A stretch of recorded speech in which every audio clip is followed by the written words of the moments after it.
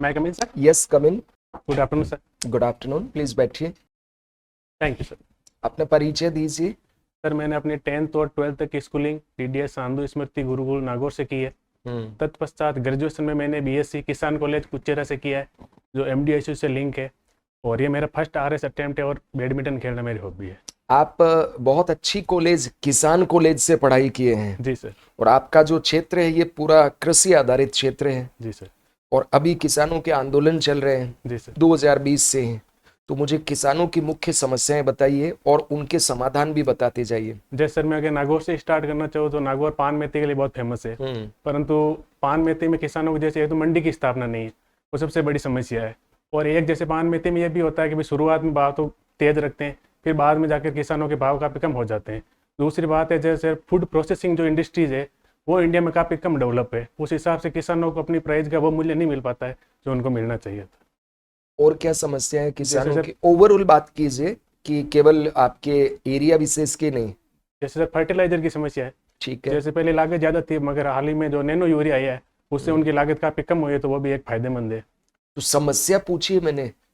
और दूसरा चीज, इस नैनो यूरिया की भी अपने आप में आजकल चुनौतियां देखने को मिल रही है कि प्रोडक्शन बढ़ रहा है, उनकी ड्रोन से छिड़काव करने से कॉस्ट बढ़ती जा रही है, इनहेल कर लेते हैं इसको तो उससे एलर्जी वगैरह भी हो रही है। जी सर। जैसे नुकसान तो हर चीज़ की होते हैं, मगर नैनो यूरिया ने जो प्रोडक्टिविटी है वो 80% तक बढ़ा दी है। दूसरी बात है सर, सरकार का भी इससे बाहर काफ़ी कम हुआ है और लागत काफ़ी कम हुई है। जैसे पहले जो नाइट्रोजन का एक कट्टा आता था वो 300 तक आसपास आता था, मगर जो 40% ही उसकी एफिशिएंसी थी, मगर नैनो यूरिया की एफिशिएंसी काफ़ी ज़्यादा है, तो सरकार के भी जो वित्तीय बाहर उसमें काफ़ी कमी आई है। अच्छा, किसानों ने अभी एमएसपी को लेकर के आंदोलन कर रखा है। जी सर। तो इनका कंसर्न क्यों है एमएसपी? क्योंकि एमएसपी तो गवर्नमेंट हर साल दे ही रही है, जी सर। लगातार बढ़ा भी रही है। जी सर। फिर ये चिंतित क्यों है?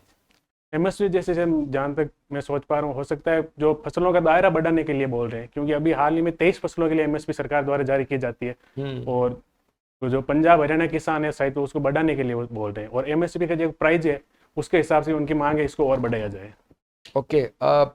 फिट इंडिया मूवमेंट के तहत प्रधानमंत्री जी कहते हैं कि ऑयल सीड्स हैं जी सर। उनका लोगों को कम इस्तेमाल करना चाहिए, कम से कम 10% कटौती कर दें।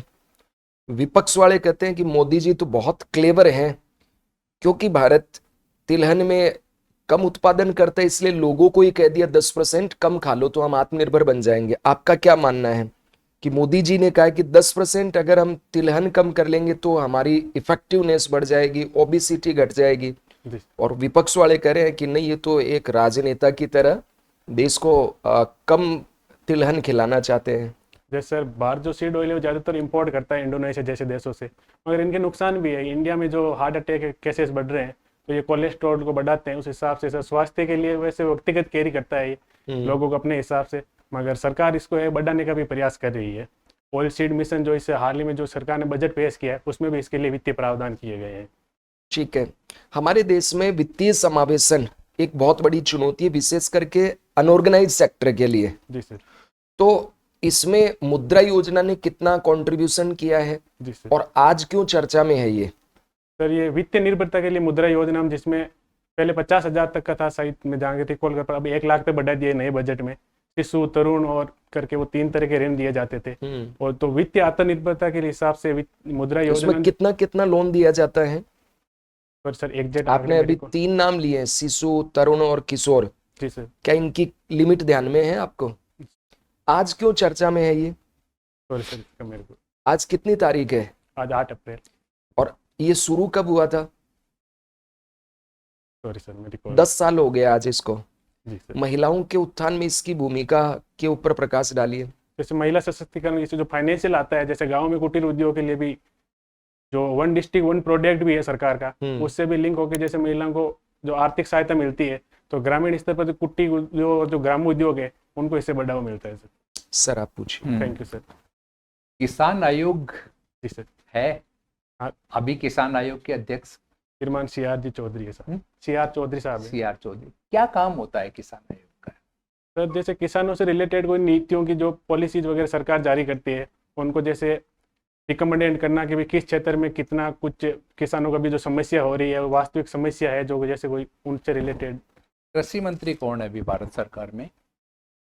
श्री शिवराज सिंह जी चौहान सर। शिवराज सिंह जी चौहान है, वो पूर्व मुख्यमंत्री हैं। जी सर। मध्य प्रदेश, कहाँ के हैं? तो मध्य प्रदेश के। मध्य प्रदेश के। ये वहाँ सरबती गेहूं है वो काफी प्रसिद्ध है मध्य प्रदेश का। जी सर। कहाँ होता है ये, कुछ पता है? सॉरी सर, मेरे नहीं पता है।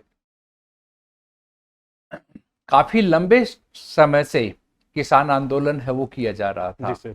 और वो डिमांड कर रहे हैं कि स्वामीनाथन कमेटी की रिपोर्ट है वो लागू की जाए। जी सर। तो स्वामीनाथन कमेटी की रिपोर्ट क्या थी और गवर्नमेंट है वो उनको क्यों लागू नहीं कर पा रही है? सर जैसे एमएसपी की गणना है उसके लिए सर 3 मेथड अपनाए जाते हैं।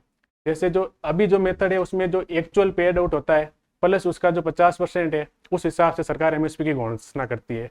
जो आयोग थी उसकी सिफारिश ये थी कि सरकार कॉम्प्रिहेंसिव जो लागत होते हैं जिसमें इम्प्लिक्ट और एक्सप्लिट दोनों कॉस्ट आती है उनको शामिल करके और उसको 50% से बढ़ाकर लागू करे। वो सर किसानों की मांग है।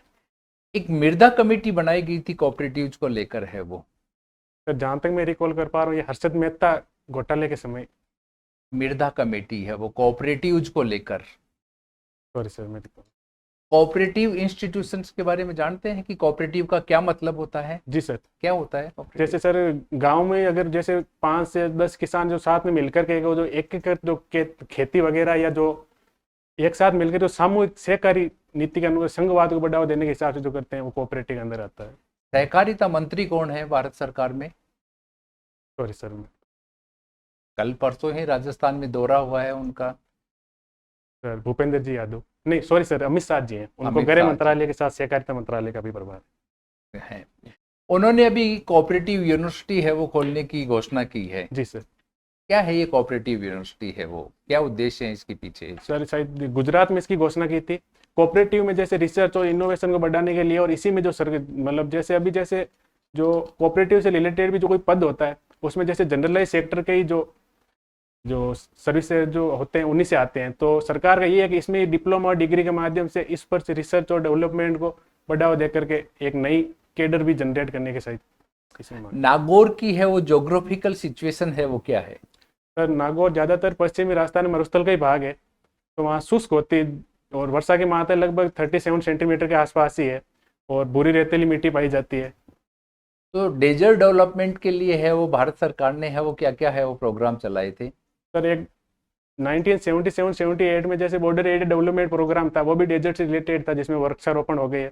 और 1977-78 में भी हरित और राजस्थान वृक्षारोपण कार्य में भी चलाया गया था। और 2009 में भी सरकार ने पंचवर्षीय योजना चलाई थी हरित राजस्थान जैसे वृक्षारोपण वगैरह इस चीज़ों को। नागौर डिस्ट्रिक्ट में जी सर सबसे ज्यादा है वो कृषि है वो किस चीज की जाती है वो? जैसे सर नागौर अपने जो दालों के प्रोडक्शन में काफ़ी जाना जाता है, मूंग वगैरह हो गए है। और जैसे अभी भी मैंने बताया एक पान मेथी का भी था, जीरा, इस सब गोल में भी नागौर का प्रोडक्शन काफ़ी अच्छा है जो जालोर के बाद दूसरे नंबर पर आता है। ये जो पानी को प्रिजर्व करने के लिए है वो टांके बनाए जाते हैं। जी सर। ये टांके हैं वो क्या है, कैसे तैयार किए जाते हैं? ये परंपरागत सर पानी को जो रिजर्व करने की विधि है, जमीन में खोद करके उनको प्लास्टर से या कभी कभी जैसे अभी हाल में सर गांव में ये बढ़ा है कि जो प्लास्टिक के जो बड़े पॉलीथीन वगैरह आते हैं उनसे भी संरक्षण कर रहे हैं। पर ज्यादातर जो परंपरागत थे उनमें मिट्टी के वगैरह करके खोद करके ऊपर से ढक देते थे और बारिश का पानी इसमें स्टोर करते थे। तो राजस्थान में इस तरह की है वो नीति है वो क्यों नहीं लाई जाती है कि पानी के जो परंपरागत जो स्रोत थे उनको पुनर्जीवित है वो किया जा सके? सर हाल ही में शायद मैं जहाँ तक रिकॉल कर रहा हूँ राजस्थान सरकार की पॉलिसी थी जैसे जैसलमेर के आस बॉर्डर एरिया में जो कुएं वगैरह होते हैं उनको संरक्षण को बढ़ाने के लिए सरकार ने काफी पहल की थी। अभी ERCP जो प्रोजेक्ट था जी सर उसका क्या नाम कर दिया गया है? काली सिंध पार्वती ऐसा करके सर कुछ। उसके बारे में बताइए आप कुछ थोड़ा। सर ये मध्य प्रदेश और राजस्थान की 50-50 भागीदारी की है जिसमें अब केंद्र सरकार ने 90-10 के रेशियो से इसको राष्ट्रीय योजना घोषित कर दिया है। राजस्थान के जो पूर्वी जिले हैं, दक्षिणी और दक्षिणी पूर्वी जिलों हैं, उनमें सर काली सिंध, पार्वती, कुल्लू, चंबल, मेज इन नदियों के पानी को एकत्रित करके और सिंचाई और पेयजल के हिसाब से इसको इस्तेमाल करने की योजना है। आप फिजिक्स, केमिस्ट्री, मैथ्स के हैं, साइंस के विद्यार्थी हैं। जी सर। साइंस के बारे में मैं नहीं जानता हूँ ज़्यादा, लेकिन ये जो AC लगे हुए हैं जिसमें 1 टन, 1.5 टन, 2 टन, ये क्या होता है? ये टन है तो सर इस बारे में मेरे को आइडिया नहीं, इसके बारे में नहीं। वक्फ बोर्ड के बारे में कुछ बताएं। यहाँ पे जो संशोधन बिल है, इसमें क्या क्या संशोधन किए गए हैं और उनका क्या प्रभाव होगा? सर जैसे भारत में आज़ादी के बाद 1954 में जो वक्फ बोर्ड आया था, उसमें अब सरकार ने हाल में संशोधन किया है। इसमें जैसे पहले सर था, वक्त जिस संपत्ति को अपना दावा कर देता था तो जो सामने वाला पक्ष होता था उसको साबित करना होता था कि संपत्ति मेरी है। अब सरकार ने ये बोला है तो भाई संपत्ति अगर दावा करते हैं तो वक्त को ही साबित करना पड़ेगा। दूसरी सर ये है कि इसमें दो गैर धार्मिक मुस्लिम के अलावा जो सदस्य है उसको वक्फ काउंसिल में भी नॉमिनेट किया जाएगा। सर तीसरी ये है कि अब जब वक्फ संपत्ति को अगर कोई सौंपना चाहे तो उसमें जो उसके जो वारिस होते हैं उन्हें महिलाओं को भी पूछ के बताना पड़ेगा। पहले सर ये प्रावधान नहीं था, तो ये महिला सशक्तिकरण के हिसाब से भी एक अच्छा प्रावधान है। ठीक है sir, thank you sir. Nagaur को मध्यकालीन युग का युद्धों का मैदान क्यों कहा जाता था? सर एक कारण तो ये भी हो सकता है कि ये मारवाड़ और जयपुर के सीमा के बीच में है, तो उस हिसाब से हो सकता है। दूसरा है सर, जो मध्य भारत से होते हुए सिंध के मैदान का जो व्यापार होता था उसके ये बीच के केंद्र में पड़ता था, तो लूटपाट के हिसाब से भी यहाँ पे पहले युद्ध काफी होते थे। नागौर का इतिहास संक्षेप में बता दी। सर ये पहले नागा वंश के राजाओं, जो राजपूत राजा थे, उनके द्वारा शासित था। इनके ही द्वारा 400 शताब्दी ईसा पूर्व के लगभग इसकी स्थापना की गई थी। तत्पश्चात ये परमार राजाओं के अधीन रहा था। फिर जो सांबर के चौहान राजा है उनके अंडर में भी ये रहा था। तत्पश्चात मुगल काल के समय ये जोधपुर मारवाड़ की रियासत के सामंती श्रेणी में आता था और अमर सिंह जी की वीर गाथाओं के लिए नागौर जाना जाता है। कौन कौन से शासक और राजवंश नागौर क्षेत्र से जुड़े रहे? सर एक तो जोधपुर का राठौड़ वंश, दूसरा सर जो सांबर के चौहान वंश है, दो ही सर। नागौर का सूफी संत, जी सर। सूफी और संत दोनों का ही असर रहा भक्ति आंदोलन में और सूफी आंदोलन में। जी सर। कौन कौन से सूफी संत और वो सूफी और संत दोनों हैं भक्ति आंदोलन? एक सर सूफी संत में शेख हमीमुद्दीन नागौर जी थे, जिनको सन्यासियों का सुल्तान कहा जाता है और जो चिश्ती सिलसिले के संप्रदाय के थे। और संतों में सर एक हरिदास जी भी थे, डीडवान के गाडा के वास के, और मीराबाई का भी भक्ति संत में योगदान मिलता है। ठीक है। नागौर जिले में कौन कौन से खनिज पाए जाते हैं? सर नागौर टंगस्टन में जो है, जो लगभग एकाधिकार रखता है। डेगाना रेवंत की पहाड़ी पर टंगस्टन पाया जाता है, और जिप्सम की भी हरसोर जिसको बोलते हैं उसके भी अच्छे भंडार हैं। और लाइमस्टोन जैसे गोटन मोंडवा के आसपास बेल्ट में जैसे सीमेंट फैक्ट्री भी स्थापित है। और जो हालांकि अभी कुचामन अलग हो गए, मगर नमक उद्योग जो भी पहले भी नागौर के अंडर आता था, नावा, डीडवाना, कच्चार, ये सब जिले के। राजस्थान की अर्थव्यवस्था में नागौर कितनी योगदान देता है? सर एग्जैक्ट परसेंटेज तो मेरे को याद नहीं है, मगर नागौर कृषि क्षेत्र में जो प्रोडक्शन होता है उनमें काफ़ी अग्रणी है। जैसे इसबगोल, जीरा, इन सब चीज़ में काफ़ी। और जो टंगस्टन वगैरह, संगमरमर, मकराना का हो गए, मार्बल, उसमें भी नागौर का इंडस्ट्रियल जो निर्यात है उसमें काफ़ी योगदान है। नागौर जिला किस संभाग के अंतर्गत आता है? अजमेर संभाग के अंदर। ठीक है। डीडवाना और कुचामन के अलग होने के बाद में जी सर। इसकी जो अर्थव्यवस्था है इस पर क्या प्रभाव पड़ा है नागौर की? सर जैसे डीडवाना की लगभग दूरी थे वो नागौर जिला हेडक्वार्टर से 150 किलोमीटर के आसपास थी। तो जैसे कोई भी योजना होता है उसका सर्वेक्षण भी काफ़ी मुश्किल हो जाता है। दूसरी बात है रिसोर्सेज, अब सरकार ने अलग डिस्ट्रिक्ट बनाए तो रिसोर्सेज की भी जो वृद्धि होगी तो दोनों जिलों के लिए फायदेमंद ही है सर। ठीक है। राजस्थान का जो खनिज पदार्थ है, कौन कौन से जो खनिज हैं जिनका एकाधिकार है, मतलब भारत की खनिज क्षेत्र? राजस्थान के दृष्टिकोण से जैसे वॉलिस्टेनाइट है सर एक, तो जो बेल का मंगरा सिरों में पाया जाता है। और जिप्सम का भी राजस्थान का एकाधिकार है। दूसरा संगमरमर। जिप्सम कहाँ मिलता है? जिप्सम सर बीकानेर, बाड़मेर, इन क्षेत्रों में, जैसे जामसर में भी जिप्सम के काफ़ी भंडार पाए जाते हैं। और लूणकरणसर में भी जिप्सम के भंडार पाए जाते हैं। और पाली के नानाकरा में भी जिप्सम पाया जाता है।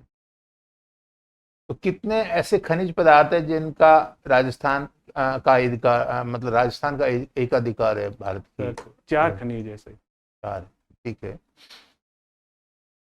ये जो वन उत्पाद होते हैं, जी सर, वो राज्य की अर्थव्यवस्था में किस प्रकार, मतलब अपनी महत्वपूर्ण योगदान देते हैं? कौन कौन से वन उत्पाद हैं राजस्थान के?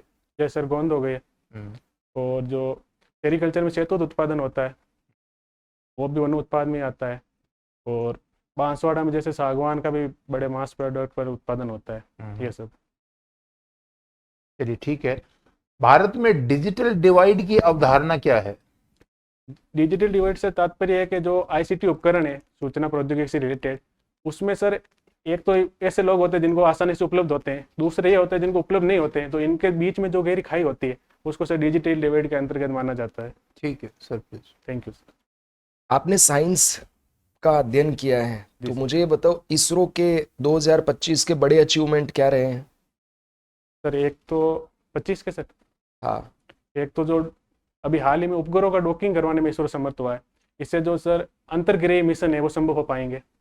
दूसरा सर जो सोलर मिशन था इसरो का, उसमें भी इसरो को कामयाबी मिली थी। और 2023 में सर चंद्रयान भी इसरो ने ये सफलतापूर्वक जो लैंड करा। डॉकिंग अभी किया गया था, जी सर। इसका भारत के अंतरिक्ष में जो स्पेस स्टेशन बनाने वाले हैं हम, जी सर। उससे कोई संबंध है क्या? जी सर, स्पेस स्टेशन की स्थापना से डॉकिंग के माध्यम से की जाती है। पहले अलग अलग भेज करके उनको अंतरिक्ष में दोनों को एक साथ जोड़ा जाता है, तो ये उस दृष्टिकोण से एक बड़ी इसकी उपलब्धि क्या है। चुनौतियां होती हैं डॉकिंग और अनडॉकिंग की? सर एक तो इसकी कम्युनिकेशन की चुनौती होती है। दूसरा बात है कि सर जहाँ तक मेरी कॉल ग्रेविटी नहीं होती, तो उसके अभाव में इनको कंट्रोल करना काफ़ी मुश्किल हो जाता है। भारत के जो मुख्य वैज्ञानिक सलाहकार हैं, जी सर। कौन होते हैं? सर ये सरकार को सही नीतियों से या कोई नहीं, मतलब कौन होता है, किस पद के ऊपर है वो यहाँ पे पदेन उनके चीफ साइंटिफिक एडवाइजर बनते हैं प्रधानमंत्री जी के? सर इसकी क्वालिफिकेशन मेरे को पता है। चलिए ठीक है, आपका साक्षात्कार हो गया, अब आप जा सकते हैं। Thank you sir.